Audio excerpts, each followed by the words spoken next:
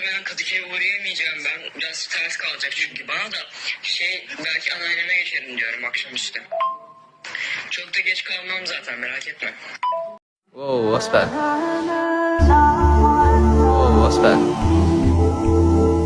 Whoa, what's that?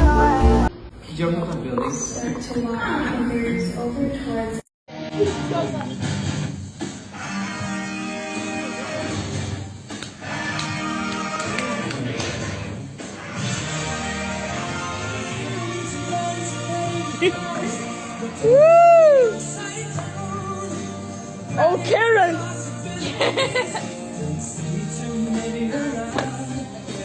Ne filtre yapacaksın? Made in heaven.